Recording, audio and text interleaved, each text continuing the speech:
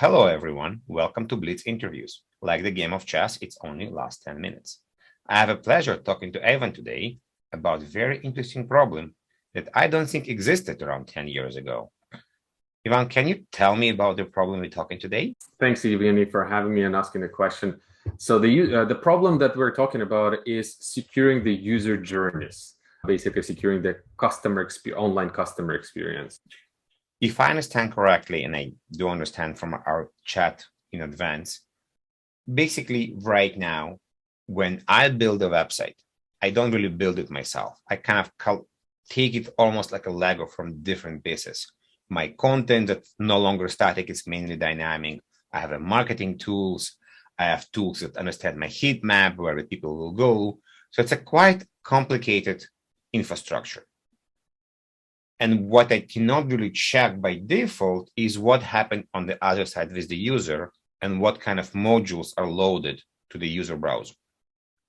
That's right. So again, some of the things that had changed over the recent years, especially since 10 years ago, is now companies really treasure and value effective user experience because that's often a differentiator. That's how they attract new customers and retain existing customers. So therefore, they are investing heavily into improving user journeys. For example, they're buying, like you mentioned, heat mapping tools. They're buying tools like Amplitude, Pando, Mixpanel to understand the user journeys. They also use CMS platforms, content management platforms, chatbots to support ticketing systems like Zendesk and many other SaaS platforms that are now integrated into the user journeys, which is great. Now, but it also now leads to the concept that websites or web applications, especially the front end code that runs the user journeys, is no longer built by the developers. It's assembled by the developers, and then obviously some of the components are built. And so that's the first check mark that kind of had changes. Websites are no longer built, but assembled, number one.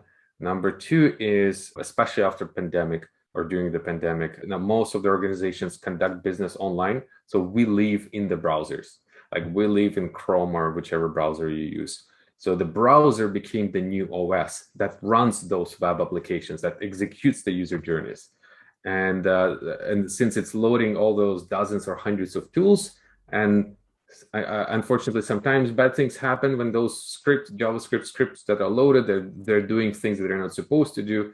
And that creates an issue that needs to be solved to secure the user journeys. So the way the companies used to custom now to watching the user journeys, they now introducing the protection layer for the user journeys. You mentioned browser as an OS. We have Chromebooks.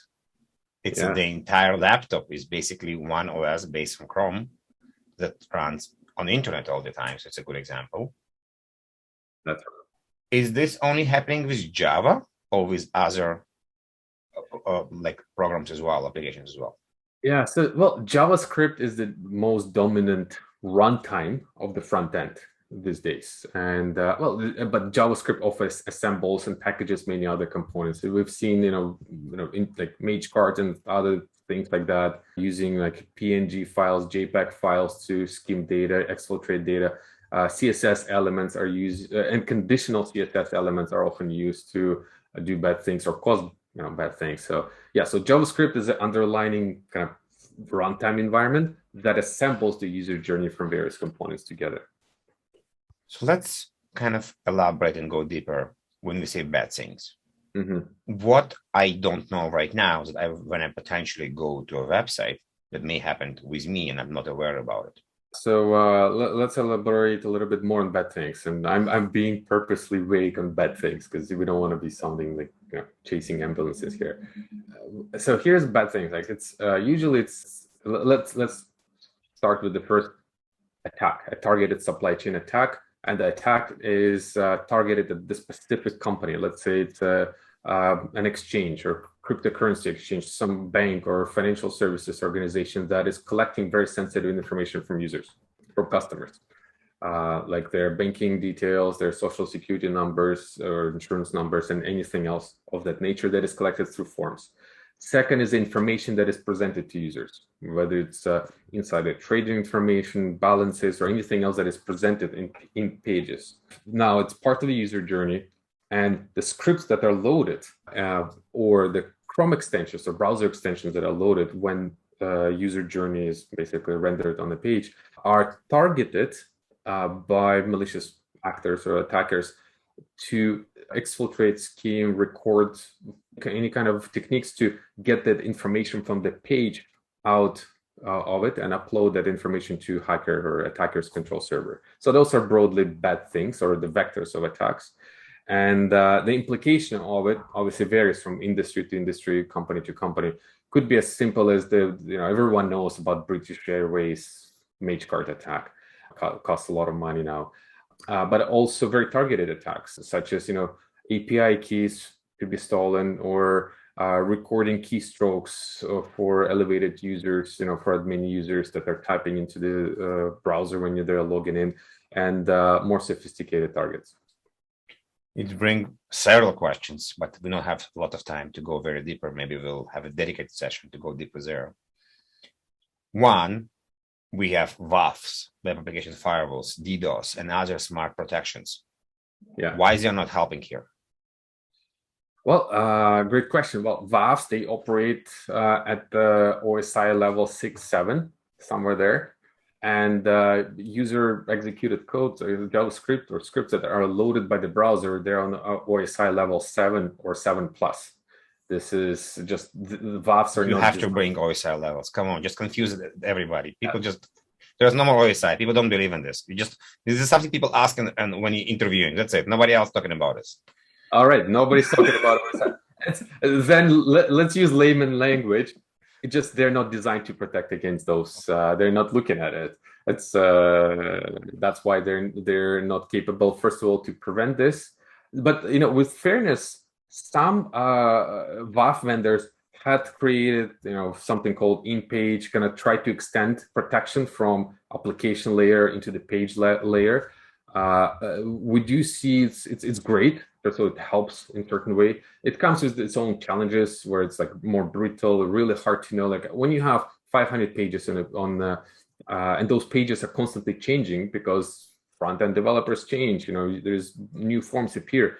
How do you make sure that those protection controls are in place? So it comes with its own pros and cons. And but in general, WAF just operate at a different level. It's not designed to solve that problem. I guess the most important question from my mind.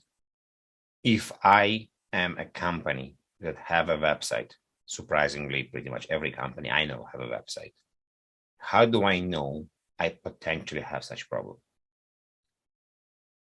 How do you know you potentially have a problem? Or let's focus maybe not problem, but a potential exposure to a problem, right?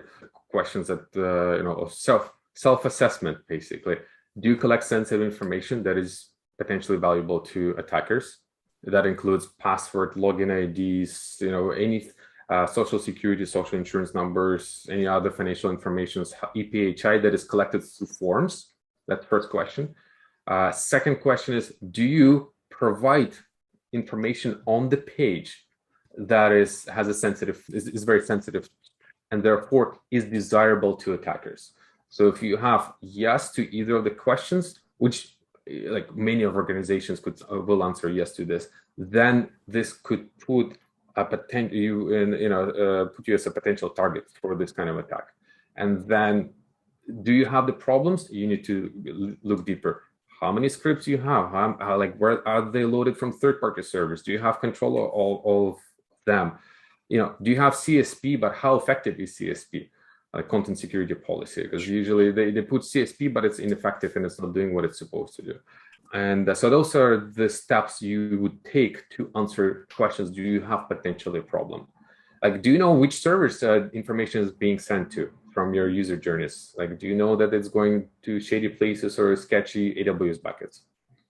Awesome. Ivan, thank you very much. It was a pleasure to having you here. Great. Thank you.